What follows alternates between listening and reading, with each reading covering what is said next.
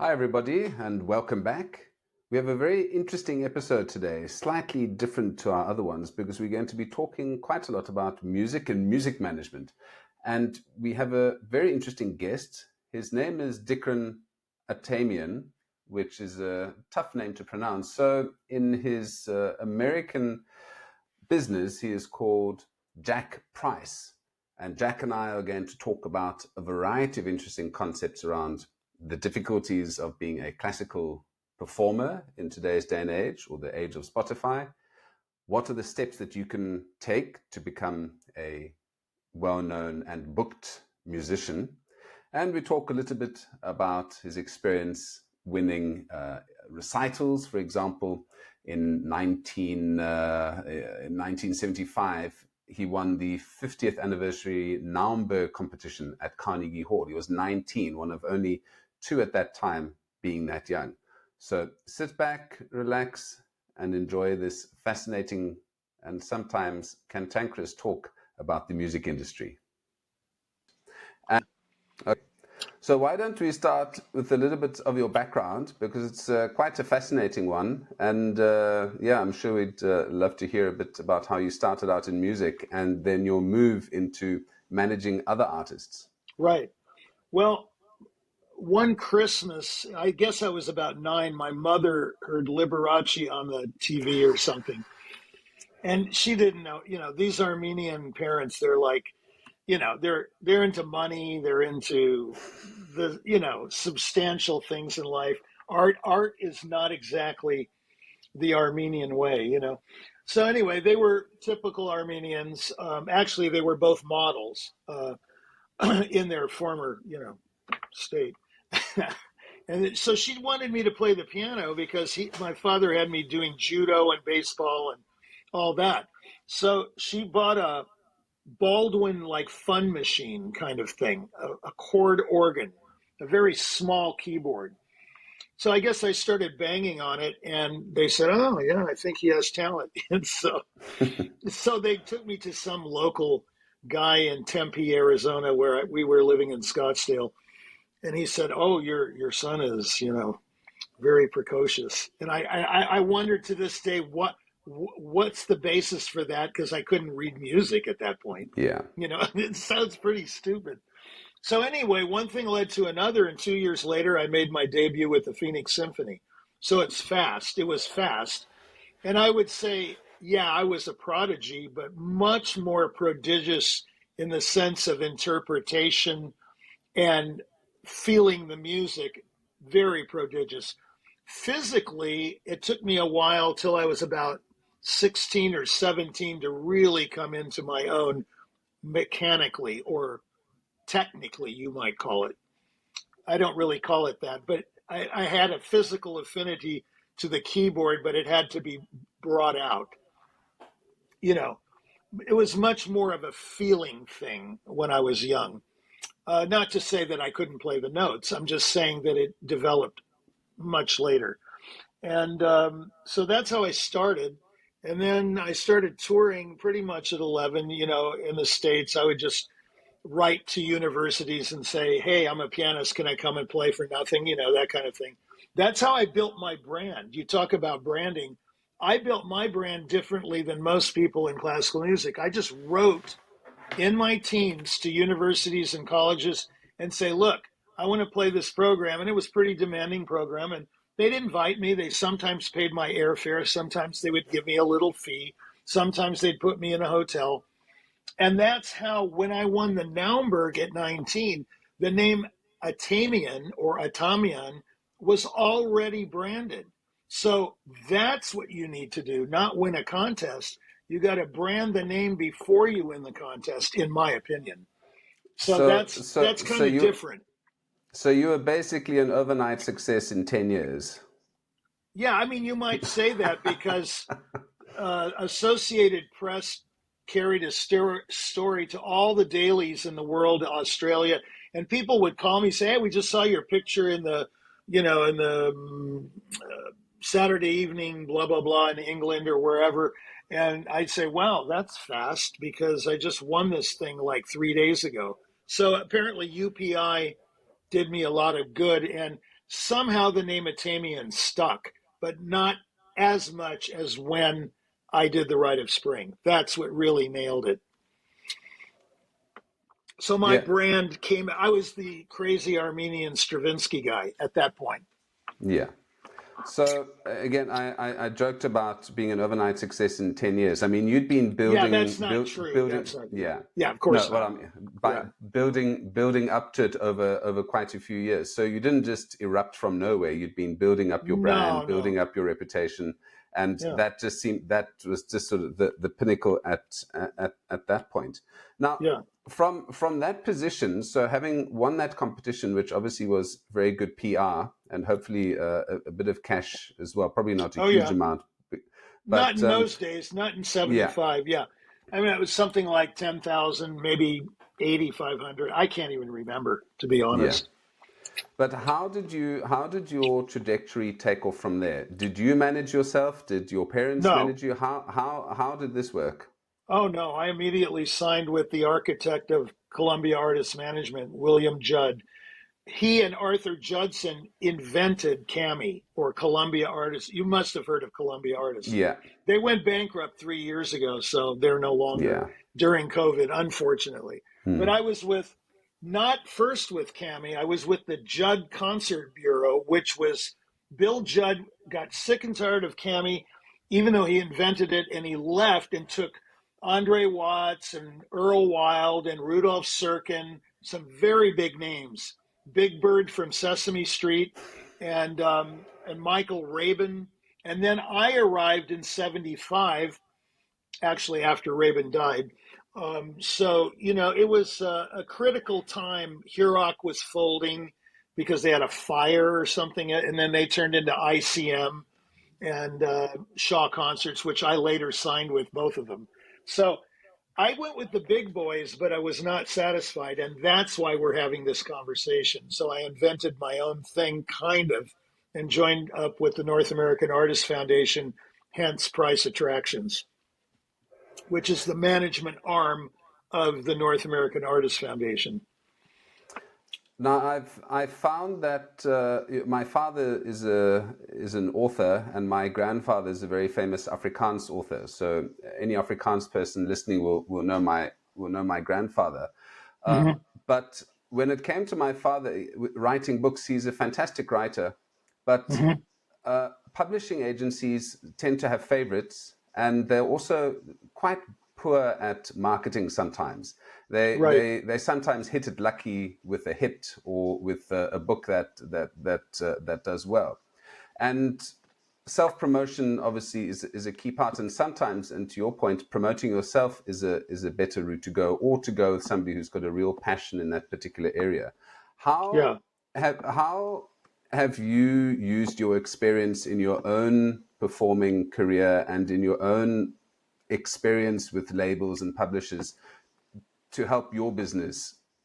Well, I try to tell my artists that the greatest help they can do for themselves is to create career milestones. That's what I learned. In other words, what's going to separate you from the pack, from the rest of the boys, or girls? The point is, there are too many artists, and there have always been too many artists, but now we have millions, just millions.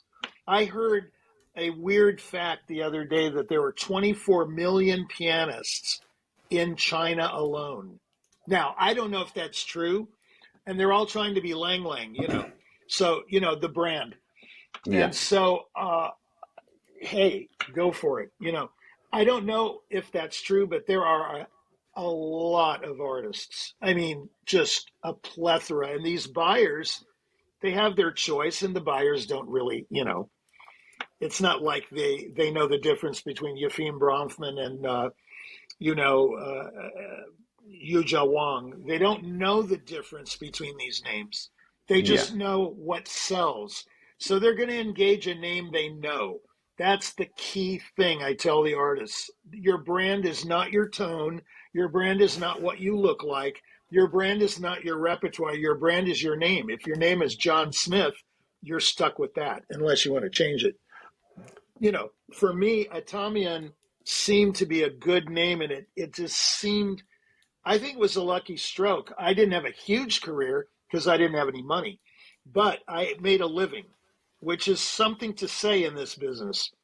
Yeah, You know, I supported my family and whatnot, but it was a significant career, and that's what I try to get artists to realize. The days of Van Cliburn and all this stuff, that's gone. Even Yo-Yo Ma is not Van Cliburn. That was a sensation that, like you say, it was a stroke of luck. I mean, he kissed Khrushchev on the lips, and the rest is history, right? You know, yeah, I mean, it's just unbelievable. I mean, won the Tchaikovsky, and then et cetera, et cetera, et cetera. But it wasn't the prize; it was the political climate at the time that propelled Van into that stratosphere of the pantheon of piano, no, to the point where there was no other pianist but Van Cliburn, yeah. at one point. Well, you made the point of your folks listening to Liberace. I literally was Yeah. going to joke about saying one of my favorite pianists, is Liberace. Well, So you brought you just to play with you, but I mine think isn't. I don't like Liberace, and I met him several times, and I don't like him as a person, although he's not with us any longer. So, yeah, no, there are other people I would really like. Van Cliburn was a great guy, for yeah. example. Wonderful, But humble. let's look at brands, and your point about I don't doubt that there are 24 million pianists, potential pianists in China, because there's tremendous talent. There's a great push by government to push culture and Yeah, education. sure there is. But Yeah. but if we look at what separates performers from everyone else, if we look at the likes of Liszt, we look at Rubinstein, we look Yeah. at Jascha Heifetz, they were Yeah. very good. So they had that, but they had a flair. They had something a little bit extra. If we look at Liszt, it was his clothing, Oh, it was wild yeah. I mean, temperament, it was the yeah. way that he electrified audiences. He played, I'm sure, a lot of wrong notes, but he played it very loudly and extravagantly, and possibly to audiences who weren't terribly But sophisticated.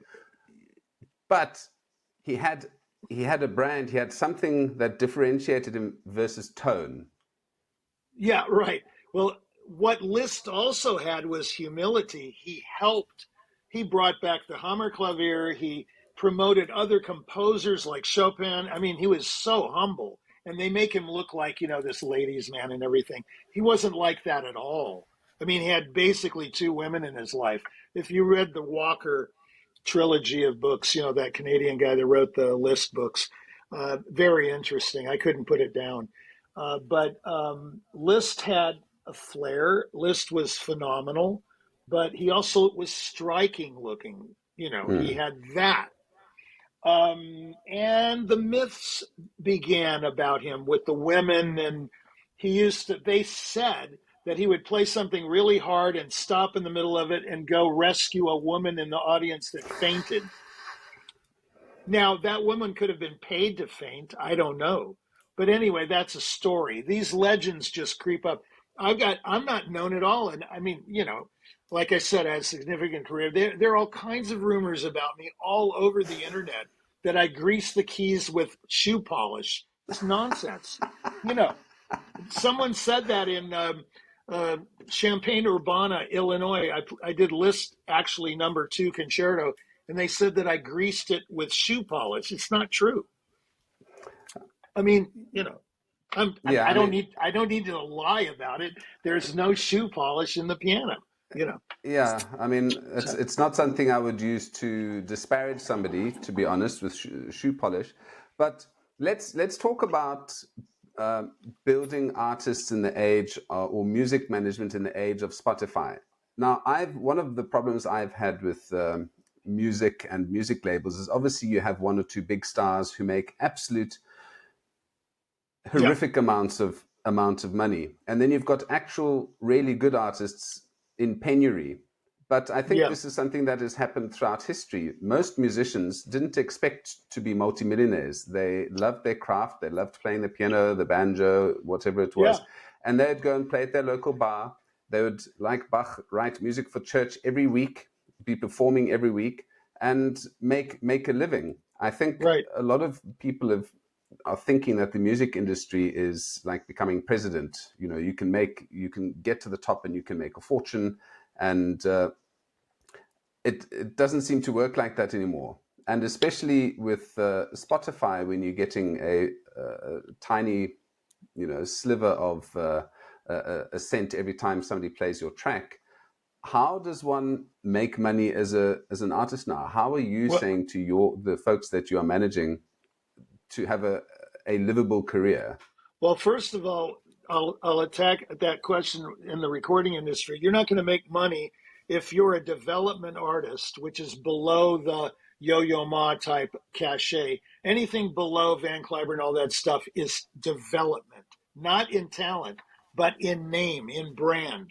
So if the brand has to be developed, you're not going to make any money in records. I don't care if you record for Deutsche Grammophon.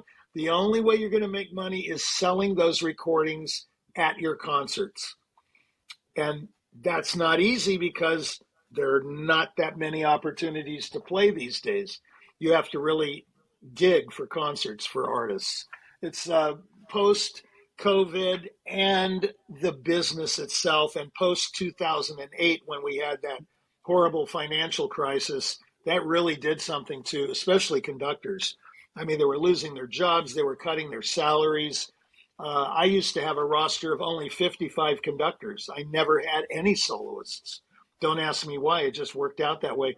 I had to go totally different in 2010 and accept all kinds of soloists, singers, and everything because the conductors just didn't have it. They didn't have the money. And my model is different, or our model. Unlike Cami, they have to make money. We're a nonprofit, and so we just charge for the work, and that's it. And to get the work done, they have to pay for it, but it's nominal compared to the money we're talking about, with big names like Joshua Bell and Yujo Wang. They have millions behind them. And nobody, I mean, I know some of the stories. I know where the bodies are buried, but there's no need to go into that. The point is they have it and you don't, you see. So if you don't have those millions, you're extremely limited with branding yourself and getting yourself out there. And therefore, you're going to be limited in concert engagements and recordings and everything. But forget the recording industry and Spotify. You're not going to make money that way. There's no way. The internet just stole that. I mean, I can give you a very good example.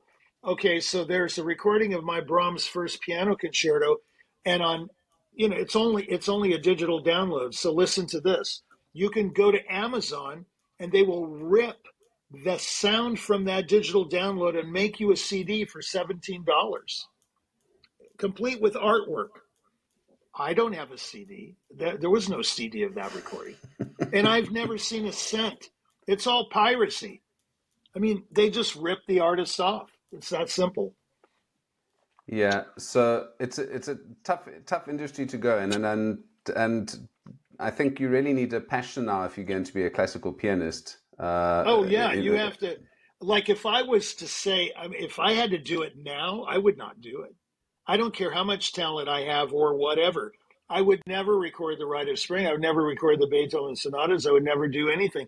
I would go into something like real estate. well, I, it's too well, I, it's too hard. But the fact is, artists today are more. They're so passionate about their work. They will not stop. I mean, and I admire that. I admire that they want to play. Okay, play. I yeah, chose to retire 17 years ago. This is my choice. It's not a referendum on their playing. It's just my choice, you know. yeah. And I had a So, lot of reasons.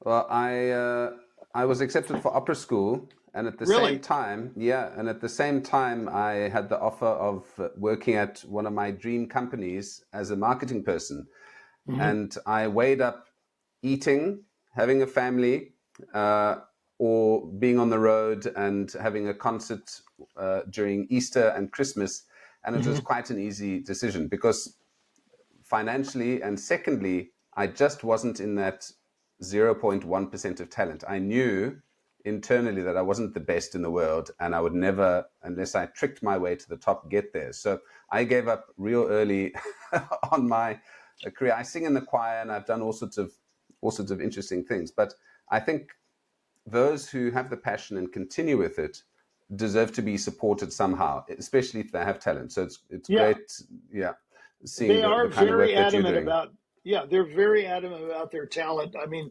the conversations that I have with artists are quite incredible. They really believe in themselves and they really want it. So, hey, as long as they're credentialed, they deserve the marketing that we offer. That's what I So say. There's so no let's favoritism.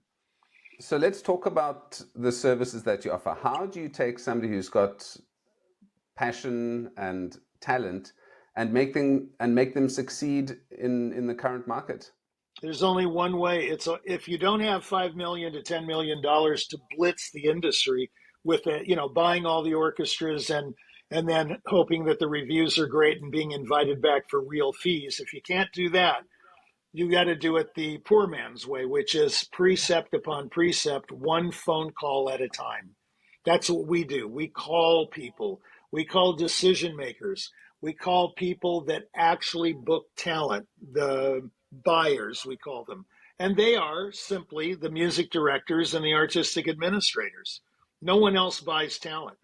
The executive director does not get involved with programming with their musical map. We're going to do Brahms second this year, and what big name can we get to do that? That's how it works. Okay, so these guys have a musical map. We want to do this concerto. What big name can we get? If we can't get a big name, let's get a friend, someone that we've already worked with that I know can play the Brahms. The third category, which most people fall into, are contest winners and development artists. And unfortunately, that's where the calling has to come in. You got to call and brand that name. You got to pronounce the name perfectly on the phone, and you got to send the material during the call, the sizzle. They click on the sizzle, they get an image, they get all their deliverables, they get their Spotify, their iTunes, their upcoming engagements, their past engagements, their critical acclaim, their bio, short bio, long bio, whatever they want, YouTube videos or a YouTube channel, and unlimited MP3s. We offer this to all of the artists. They have a real website within our website. So when they see that and you're talking about them, it's like a 1-2 punch. They get an audio experience on the artist, meaning your voice talking about them, and they get a visual looking at their stuff. That's the only way to do it. You've got to brand them. And it takes about 25 calls, probably, to the Boulder Philharmonic to get them to even remember the name. So basically, these artists have to be pre-packaged in order to sell them. So you can't just be a great pianist and call up No, the Philharmonia and say, "Hi, I'd like to play XYZ." they don't care. You've got to have the whole package Yeah, they ready. don't care. They don't care how great any. First of all, they only care about the name. Do I know this name? The answer is either yes or no. If it's yes, you've got a chance at an engagement. That doesn't mean a definite one. You could be put on a what I call a consideration list, a short or a long list. Short being eminent, long could take 5 to 10 years, you know, on a conductor's list because he has everybody he owes favors to all these people, all these people he promised engagements to. And so you got to wait in line for an engagement. But But the, yeah, go ahead. is this a problem of there being too many schools promoting too many people to Absolutely. be conductors and artists who shouldn't actually be artists? In the field. Yeah, I was artist in I'm so glad you brought that up. The real enemy here is the music school, not to vilify them, but to identify the enemy. And the enemy is the plethora of artists and who produces those. Well, you don't just produce yourself. Even I, who was self taught, I studied with George Bollett, I studied with Claudio Arrau, I studied with John Perry, a number of people, Reginald Stewart from England. I mean, but when I say I was self taught, I threw most of that away and I developed my own thing. And if you have something critical to say, like I do, musically and verbally, then you can win. If you have nothing to say and all you can do is play the notes, I'm sorry to say everybody can play the notes some way, somehow. It's how you play them, of course. Yeah. So it's very difficult to have a career these days, but more and more people want that career. And so we developed a program that gives every development artist that is credentialed and is interested in what we do, might benefit from what we do, they get the marketing. I don't play favorites. I don't go around saying, William Capell or Emil Gilels is my favorite pianist, because it doesn't matter to the guy that you're selling. They want to know what you think of them. And you might not think they're your favorite, but if they're credentialed and they can play, they deserve the marketing. That's what I think. I know Mm. you might think that's not good because the music schools are grinding these people out daily, and many of them, I'm not going to say all of them, sound the same. I have to say. The artistry level today is not, in my opinion, what it used to be. Most people play the same music, trained the same way, and they play the same way. Most of them. It's hard to find something really, truly unique and personal. It's hard. Mm. So that would be a winner if you could find that. And so it's difficult. And I'll tell you who I like later. But, the point is, this is a difficult, treacherous course, having a career in classical, or I would call it serious music. Even a film composer, serious music. Jazz artist, serious music. Now, if you're talking about rap or something, I'm sorry, but I don't consider that serious. It's surely entertainment to some crowds, you know. But the point is, serious music is hard to sell. And there are too many people vying for the same piece of tiny slice of cheese. You've got millions of people going after the cheese. Now, in Hollywood, at least, there's more opportunity, but then again, you've got millions of actors and actresses and so on and so forth. You have the same problem in any career, but there are more opportunities in certain careers, you know. So, having said that, and I think I agree with your point about the music schools churning out people, and some of them should never have been churned out in the first place. And I'm sure not everyone coming out of Juilliard or places like that should Yeah, get a like I, place, even though some of them are really good. And no, it's like I told you, I was at the University of Michigan, and I don't mind saying this. They can criticize me all they want. I was there 5 years, and they kept saying, "Oh yeah, we need to pass this person." I said, "No, you need to flunk this person. This person was a night guard in a building somewhere and decided they wanted to play Mozart 310, the A minor sonata. Well, okay, this person had no business playing that Mozart sonata, and when she came to her qualifying recital, she completely fell on her rear end, and they still passed her to give the recital. You're exactly right. There's so many people in the industry, mediocrity, that have made it because they have the money and they were encouraged at a music school to continue. No, the criticism should be levied at a very high level early. No, you don't have it. No, you do. Like you said, you thought you weren't going to be the greatest or whatever, and you decided against it. Okay, there are very few self-effacing people like that. Okay, you exposed your inner thoughts there when you said that. Very few people do that. I'm self effacing when I play. If anyone has watched or heard me play, my heart's right there in front of you on the stage. It's everything is born. I bear it all. I don't hide. There's no, yeah. But many people hide. They're playing in music, their thoughts. They say things that they think people want to hear. They don't say what they really are thinking. Like Anthony Hopkins said in a movie once, people don't tell you what they're thinking. They just make sure you don't succeed. They don't, yeah, no, he said they don't let you advance, but they're not going to say you're horrible or something. They could be jealous and you could be phenomenal and you still wouldn't advance. There's jealousy. There's all kinds. But yes, the music schools are the culprits, even though I don't want to vilify them because they have to make money also. And the recruiting is down, of course. Yeah. Well, working in the education industry myself, I work at a vocational school. So I Hmm. deal with very hands-on, activities in Right. digital marketing.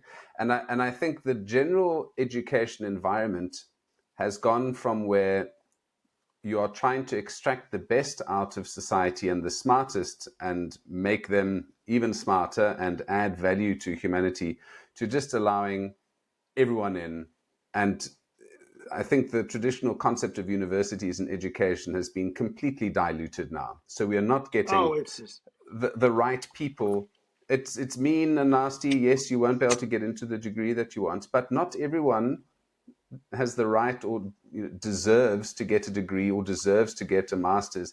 And it's yeah, bad. It's bad for us, and it's a money making it's game. all I think money. in the Yeah, States. it's all money. Just follow the money. Almost Yeah, everything is about the money, yeah, almost. yeah, So if money is the common denominator, you're in trouble. yeah. So You know, let's talk about, you're a young artist, you've got talent or you've got self belief, and you want to be the next Van Cliburn. Mhm. What are the steps that you, as that artist, need to do before they come to you? Well, they have to be packaged, like you said earlier. They can't just be a phenomenal artist. They have to have something to sell. Like someone said to me, oh, they all say this. Jack, don't you have your contacts? You've played with Joanne Falletta and Leinsdorf and Lauren Moselle and Eduardo Mata and blah, blah, blah. I mean, you should be able to just slip me into a slot. What they don't realize is, yeah, I'm known to many of the buyers. Some are too young now because I'm 67. So the problem is, do I have a name to sell? They're not going to take Richie Atamian's or Jack Price's word for it. They want to go. I told something to Jerry Schwartz once, and he goes, "What's that name?" And I've played with him many times. He's not going to just take my artist because he's my artist. That's the fallacy. You have your contacts, just fit me into a slot. Does not work that way. They have to know the name or they have to have the money because then you can build the name with the auspices, with the series, etc. It's very complex, actually. Okay, Would it make it's sense? we don't have time to get into the complexities of how a career is made, but basically follow the money. Yeah. I liked your point about having milestones. I think that's very good for any personal development as well, thinking about where you should be at XYZ stage. But Yes. I'll just look at my career. I was in South Africa and I realized that my career ceiling was going to be quite low. So I moved to Nigeria to go Hmm. and start or set up a That's research interesting. company there with an advertising agency. It was the last thing I wanted to do, but it was the best decision I've ever made. It was a very awful experience in the beginning. It was so different to what I'd expected, but the friends I'd met, the different cultures I got to understand, and it broke me out of a mold of just being South African centric. Hmm. I saw that you had performed in the USSR when it was the Yes, USSR. You've I did performed around in the the world. Soviet Union. Yeah. Is it not worth some of these artists who are looking at the US market to perhaps go to smaller countries or countries that will actually be open or receptive to American new Well, American artists with talent? well, yeah, it's biblical. Just like no, I mean, no man is a prophet in his own land. So Yeah, that's taking that scripture and really exaggerating it. In other words, the old saying here in the States, if you're an American artist, go to Europe and make a name and come back and you'll be famous. Well, it's not that simple. That also involves money. But the point is, sometimes you can't convince people around you because of jealousy and other things that you're good. So you got to go somewhere else where nobody knows you and they have no prejudices against you or your name or the way you look and you play great or whatever and you get great reviews and then you can come back to your hometown, Phoenix, Arizona, and, shove it up their nose, I guess. Yeah. But I mean, it's not that easy. These are axioms and sayings and rules that have so many facets to them. I mean, when Jesus said that, it's not that simple. Okay. Yeah. You're not a prophet in your own land. Well, yeah, we know your own parents sometimes think, oh, are you still playing the piano? Oh my gosh. Like, I mean, they make all kinds of derogatory. You've got to have a leather exterior, more like a rock exterior, to keep all that negativity out and forge ahead. And that's Yeah. what I see in artists today. They want to forge. They don't care how many negative things. There's one spirit nothing is crushed. The artist wants to be an artist. Okay, I quit 17 years ago. That's not a good example. But everybody else that I know would never quit. I don't know of anybody that would have done what I did, which also brings up a crazy question, like, why on earth did you do it? Well, like I said, I'm not a referendum on everyone else's career. I mean, if you want to play, play. Just like Elvis said, if it's too dangerous to say, sing. Okay? Yeah. I mean, I like that. If you can't talk about it, sing about it. So, this negative stuff, no one has the right to tell anybody they shouldn't go into being a concert artist. It's up to that concert artist to decide, like you did, or I did, or whatever. So we've had a couple of negative points here. Let's try and bring it up a notch in terms of positive territory. What are you seeing as a positive change in the classical music industry now? What things can new artists or potential artists expect Well, that I should keep think them excited? after Corona, I believe that the development artist was being considered more often than the big names. In other words, people were running out of money. The Pueblo Symphony is going broke or whatever. I'm just making all this up. And they want to bring in unknowns and promote the unknowns instead of paying huge bucks to Itzhak Perlman or Shlomo Mintz or Joshua Bell or wherever your flavor of the month, Leela Josefowitz, and build the unknown into a local hero.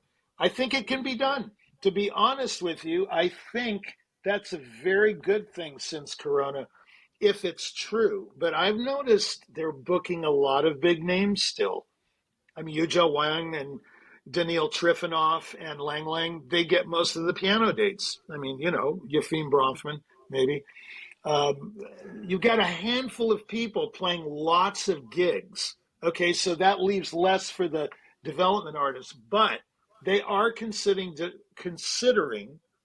short, long list development artists more often now than they were before the coronavirus thing hit. I've noticed that.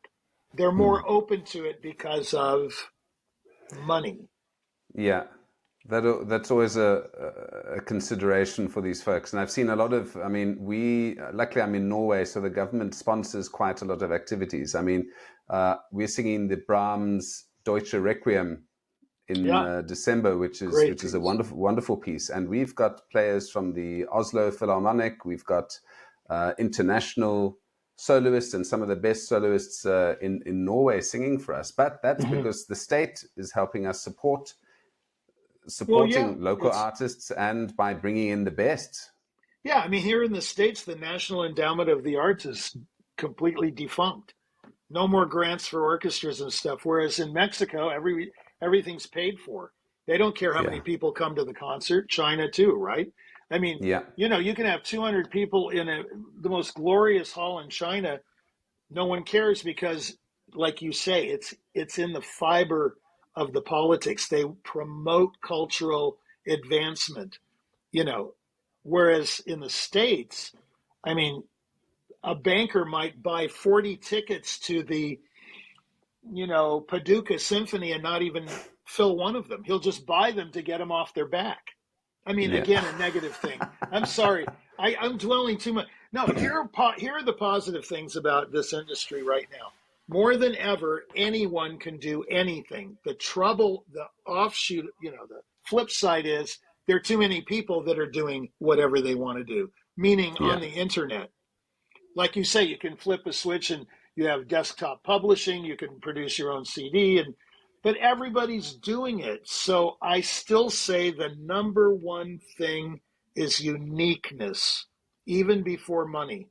It has to be truly unique for it to be a big career. Now, if you just want, to play a little bit, and many people do, they're not looking for big careers, then that's good. They're in good shape because they can have a very nice career without too much worry about branding, you know. But if you want to be, if you're one of those 24 million in China that want to be Lang Lang, it's tough. Lang Lang had a lot going for him, you know. Yeah. Gary Graffman, for one, his teacher. So yeah, I mean, I suppose having somebody like Nadia Boulanger as your Yeah, piano coach could get you in a couple of doors, and that I their suppose is still connections. Their connections. connections. Exactly. Not their prowess, just because Boulanger was great at what she, no, she knew people. But I've also seen on probably 50% of the pianists that I followed, they've got her listed as they Oh had yeah, one lesson with her. So that's I so know. she's a fantastic brand to have as well. So it's also that I think the progression as an artist, you have to tick certain boxes and say you had Boulanger, you had XYZ, It's like the and Lenny. that's It's like the Lenny thing. If Leonard Bernstein looked sideways at someone, that person would say they studied with him. It's true. Oh, I had exactly. a conductor said, "Hey, do you know what this is?" I said, "No." "Oh, that's Lenny's watch." And you know what I said? I said, "I truly hope it helps you in the concerto we're about to play." I mean, come on. Yeah, What a thing to tell the soloists right before they're walking out. It's kind of crazy. yeah, But I think there's a lot of positive stuff going on in this industry. And, you just have to fight for it. That's the yeah. other thing. Is there any fight left in you to do it? You have to want it. The desire has to be there. You said passion. That's it. If there's no desire, nothing's going to help. It's like Ray Kroc said, the guy that franchised McDonald's, right? The only thing that matters is perseverance. There are lots of talented people. There are a lot of wealthy people. There are a lot of this kind of people, good looking, bad looking, whatever. But if you keep doing it, keep persevering, stick to itiveness, you're going to succeed eventually. That perseverance is a theme that comes up and up the whole time when I'm speaking to really successful folks. Yeah. It's why I joked in the beginning about being overnight success in 10 years. Google was an overnight success in 10 years. Tesla was an overnight success in 10 years. They weren't an overnight success. It took No, of a course not. decade of work and perseverance to get there, and sticking through Well, it, even that's because when that's it because didn't look like it was going to succeed. Yeah. the reason they think it's an overnight success, it's when they hear of the name for the first time, they go, "Oh wow, who's this?" Well, they've been working hard, you Yeah. know it's just So like the for guy your that played Elvis last year, what's his name, Austin Butler. Nobody knew this guy was a sensational performance by any stretch of the imagination, and he came out of nowhere. Well, that's not true. He's made movies before and he was being cultivated, and uh, the director cast him, and that's it. The rest is yeah. history. I So I mean, think it's hard. for your potential customers, who we should hopefully send a couple to you who've got some talent, you've got to expect that this is not going to be an overnight That's what I say all the time. success. You're going to have to take a couple of years of building your profile, doing the smaller gigs, building up your social media channels, making sure you get people listening to you on Spotify and Yeah, YouTube, and then hits. perhaps you'll get that lucky break, and it just comes from left field sometimes, and sometimes it might never happen. Well, the problem is most artists, unfortunately, naively want a quick fix. There is no quick fix in this industry. Unless back to the money thing. And by the Yeah. way, even if you spend 5 to 10 million, you could fail. That's not a guarantee. That means you have a chance at a career, a big career. Okay. But the poor man's way is probably more solid, just one call at a time, and just keep going, keep doing it. It's the consistency that matters. Okay. I've got one last thing I want to chat to you about, and Sure. this was about your trip to the Soviet Union and the difference in how the audience reacted in the States to your performance and the performance that you had in Russia. Well, in my opinion, a great artist is going to almost elicit the same reaction anywhere in the world. But the Russians are very passionate, but they're much more, in a way, they're a little bit more reserved physically getting involved in the concert. In the States, they'll scream and yell and throw underwear on the stage. You know, I'm just kidding, but I mean, they really go nuts here. But I think the audiences in Russia have been, they're very cultivated and they love the art. They love concert music. The States, it's still a backwater culturally. I mean, you've got a lot of people that just don't like classical music or serious music, but some places that's the only music they like, right? I mean, Yeah. it all started in Germany, and I mean, that's the Germans, come on, Beethoven, Brahms, Schumann, everybody wonders why the greatest music came out of Germany. I don't know. I Yeah. mean, you can't beat those composers. Yeah, Bach, it's definitely the water. Mozart. So my next podcast is going to be on classical music. So I think we're definitely going to have you on again to just chat about that, chat about new artists, chat about some of I'll these give you a wonderful recordings. Yeah. Yeah, I'll give you a name, Natasha Korsakova. You should listen to her. She's a great violinist. I just thought of her, and since you're an aficionado and a buff, I think you would really enjoy her playing. It's some of the greatest music making ever. Well, I'm going to get that link from you. Jascha Heifetz is my number one violinist. Listen to her. Even when he's an old chap playing at Carnegie Hall with a broken elbow, just the sound of that man is just. Oh yeah, I know. Wonderful. Yeah, actually, Bill Judd was his manager. My manager was his road manager. Wow. Okay. So I met Mrs. Heifetz once. Interesting. Okay. Yeah. we'll definitely have it in Palm Beach. Palm Springs. Yes, Palm Springs. She lived in Palm Springs. Okay. Interesting lady. We're definitely going to have a chat about that at a later stage. Jack, it's been a real privilege speaking to you, Nicholas, and we could have gone on for hours and hours. But I don't think the listeners would manage. But I really appreciate your knowledge in this area. It's great. Cool. Terrific. Well, great chatting to you, and I'm sure we'll have you back on again. And I'd love to talk about some more artist management or music management, and see what we can do to help some of these artists of yours really build their brands and get out there without having to spend $5 to $10 million. Yeah, we can get into much more detail. This was sort of like an overview. Yeah, I get it. Great. Sure. Okay. Thanks, Jack. Okay, thank you, Nicholas. Come chat with Nicholas. He'll listen to you, then he'll laugh, and then he'll cry with you. It's all in a safe space for you to speak your truth.